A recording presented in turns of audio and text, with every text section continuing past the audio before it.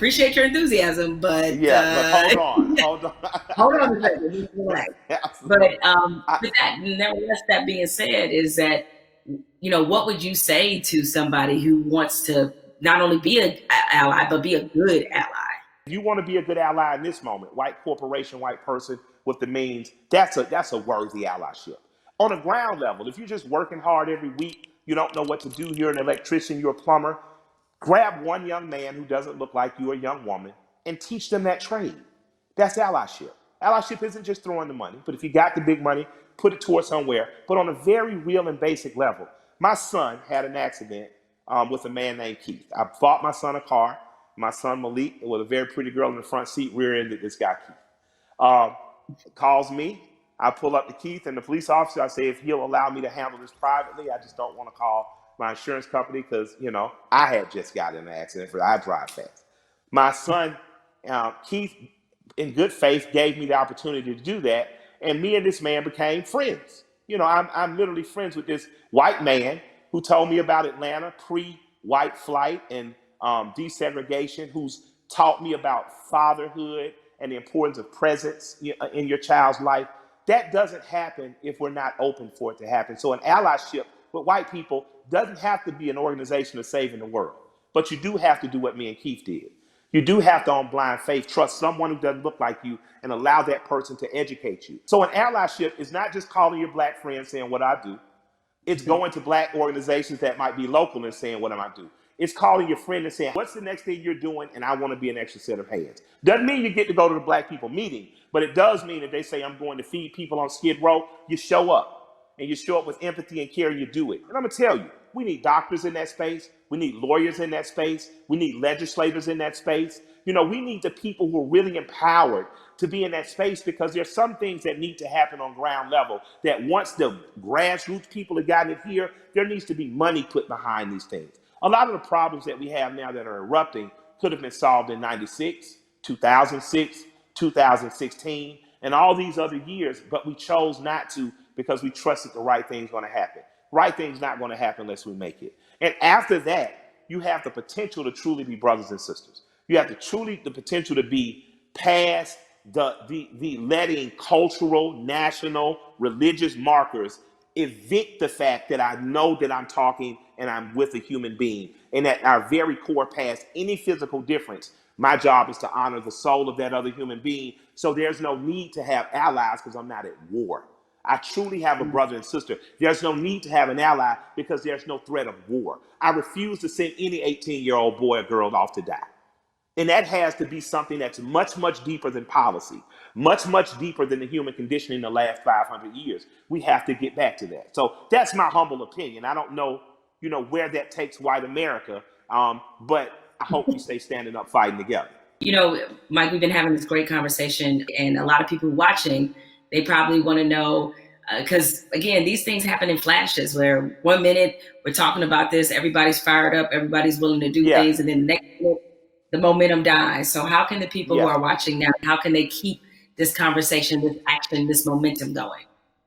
Take this conversation, get 8 to 10 people around you, your neighbors and people who live within 10 square miles, and start to see what you can do to affect. And then connect with other people that may be in closer proximity, 30, 40, 50 miles, even another city or places that are doing it right, in other places. Connect with those people. And just, if all of us do a little bit, no one has to do a lot.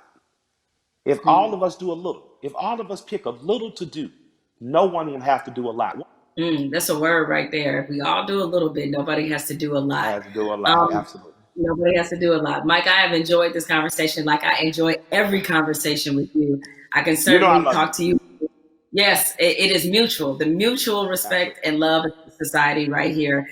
Thank you. And more importantly, thank you for everything you do on the ground. I mean, so many people, I knew that you tell the truth the way it needs to be told, but a lot of people during this time of crisis have been exposed to you and understand that, you really are for the people. This is called We the People. This is you all day long. So thank you for all the work and all the inspiration, all the words, everything that you're adding to this conversation, and more importantly to this action. With that said, we have to say goodbye, but We don't have to get out of here just yet, because I'm gonna toss this on to my brother, Okay. Van Jules, who can take it from here.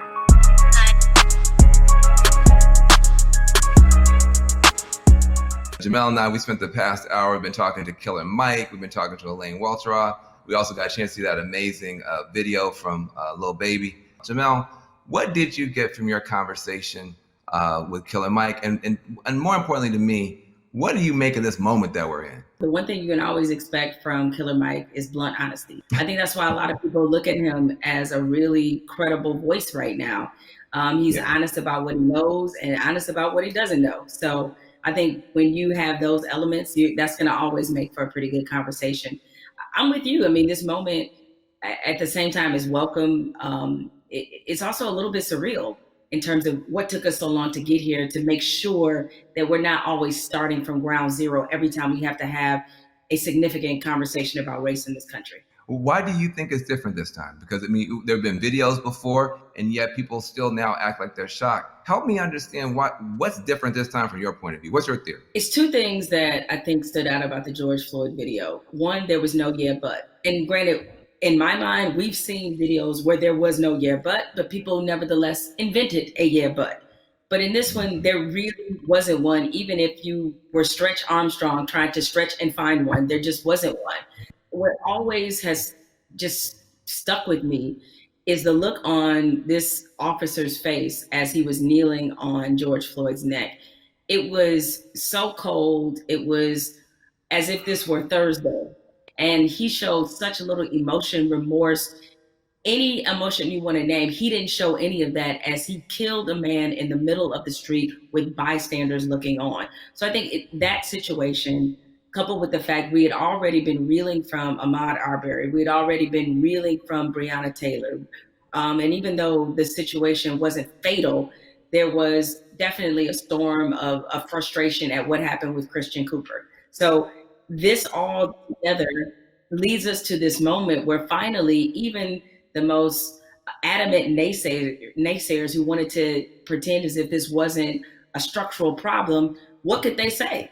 There was nothing else that could be said. And I think everybody who was already fed up decided now is the moment, now is the time. The world has slowed down because of COVID-19. If we are going to address this, this needs to happen now. I've never seen 20, 30 million white people asking Black people for leadership. That's interesting because they say, well, what do you want me to do? I'm like, well, I don't know. Google is a powerful tool. I don't know. I'm realizing now, though, that this is an honest question.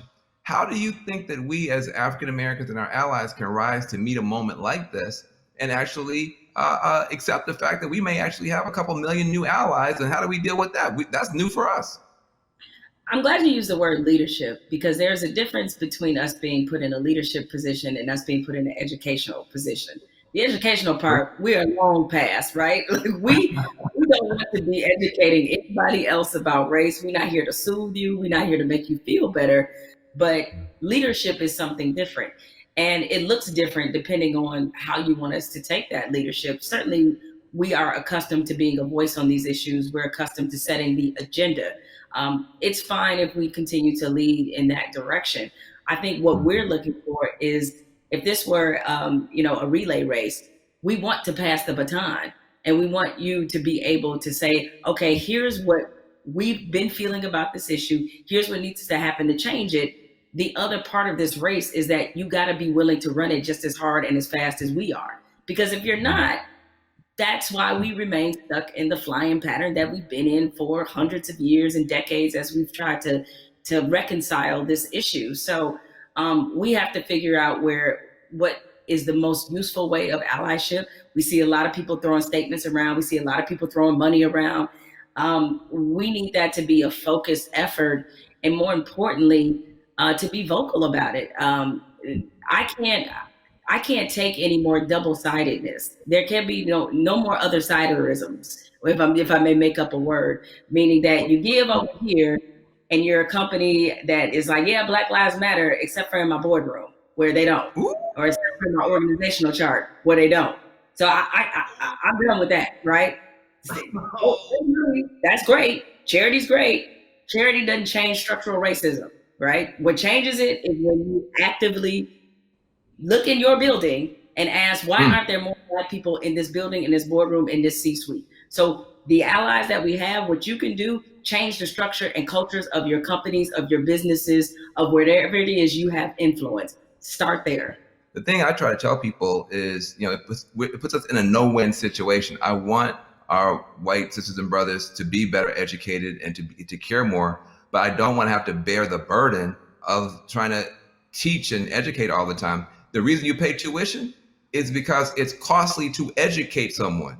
You coming up to me and saying, educate me, that's costly to me emotionally and from a time point of view. Also, I think we have to be very honest. Nobody would go up to somebody and say, teach me Russian in 5 minutes. And by the way, make me feel good about it. But I mean, you wait, hold on a second. Like, you want me to teach you about racism, which is the history of race in America is just as complicated as Russian.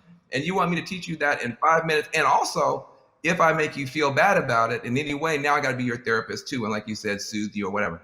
That's got to stop. I would love for somebody to come to me and say, I made my whole family watch the 13th and read The New Jim Crow and read White Fragility. And we had a question on page 52. Now, hey, we can have that conversation all day long because you're doing your homework, but don't flop on me like you never heard of Google.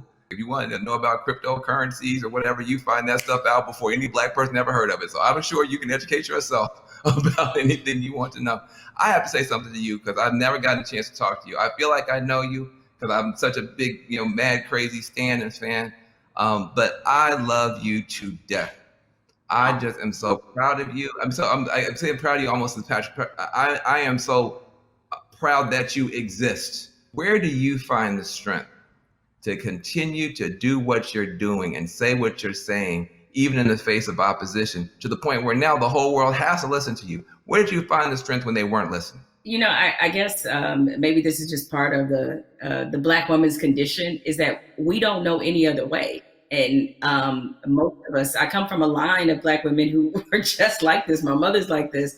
My grandmother was like this, where it's the old phrase we've all used as Black people, making a way out of no way.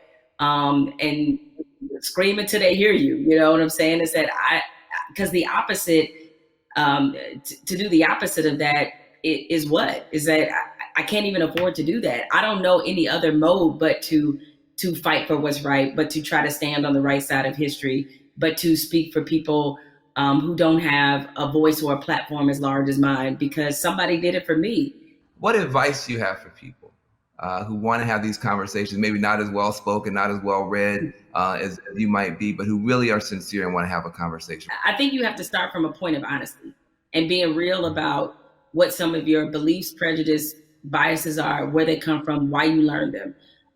I think if you take anything else beyond race, as we get older, we do a whole lot of unlearning. Young folks, when you get to like your 30s, you do a whole lot of that, right? But my advice is to always start from the point of truth and honesty and self-awareness.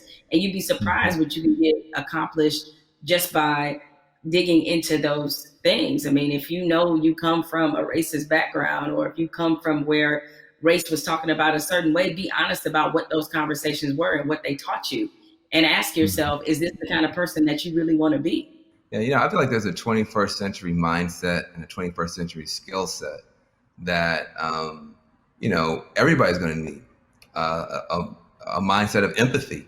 I mean, we're going to be dealing with people, every color, flavor, every kind of human being ever born. We all have to deal with each other now because of the internet, because of just the world economy. You're going to be competing against people in China and Nigeria. That's just the world. So you have to have a mindset of empathy to really try to understand where people are coming from. You have to have a skill set of listening. If you understand this conversation, you can talk to Black folk and brown folk and Muslims, everybody else. So we're trying to confer a benefit to you. We're trying to make you better. It'll make my life better, but it'll make your life better too. Now, what charity are you supporting? Well, as some people can maybe see my T-shirt, it says support Black journalists, right? The lack of still Black journalists in most newsrooms is pretty appalling. What changed my life and what got me really on the right path in this business was being a member of the National Association of Black Journalists. NABJ is the largest minority journalism organization in the country. the development, the networking, job fair, internships, scholarships, what happens there has changed lives. It changed a lot of people's careers. I mean, people like you, Van, and everybody you want to think of, Roland Martin, Soledad O'Brien. It's just a number of people, Michael Wilbon, that are a part of this organization and have been able to build legacies there. And so it's on us to, again, usher in this next generation of young journalists who, I get it right now, feeling really discouraged when they look at not just what a lot of newsrooms look like, a lot of networks look like, but also we're under the under the shadow of a pandemic right now. So there's a lot of journalists who have lost their jobs. A lot of companies are downsizing. They need a reason to believe and to be in this business. And so NABJ has done so much for my career and continues to do that for others. So that's the charity that I support and the organization that has changed my life and that of many others. Well, listen, I second that, third that, and fourth that. NABJ is a beautiful organization. I've got groups I want to support as well. But what I want to say to you is just thank you for your light, for your leadership, for your courage, for your entrepreneurship, for your T-shirts and all that type of stuff. Make sure to support the sister businesses, and let's keep this conversation going. Much love to you. Thank you, Van. This is a pleasure. I got good news for you. I got bad news for you. The good news is that people are activating all around the world, all across the planet for change. That is a powerful moment. Here's the bad news. Unfortunately, this is not a one answer fixes everything situation. We're talking about systemic problems, which means it's not just one law or one person. You need 360 degrees of change to shift to get the outcome that's right. But we can get there if we keep talking, if we keep working, if we keep building. And if we do that, we can reshape America. That can be done. It's been done in the past. We can move the whole world in a better direction. So I hope that your cell phone right now is full of screenshots of these tools that we've been trying to give you to continue taking action from this virtual town hall. When the stream ends, the conversation should not end. We got to keep pushing. We got to keep going. We are in an important moment in history. And what you do is going to determine the outcome. 2020 is going to be talked about for 20 years, 100 years, maybe 1,000 years. But the future is not written. It's up to what you and I do and what you and I decide is going to happen.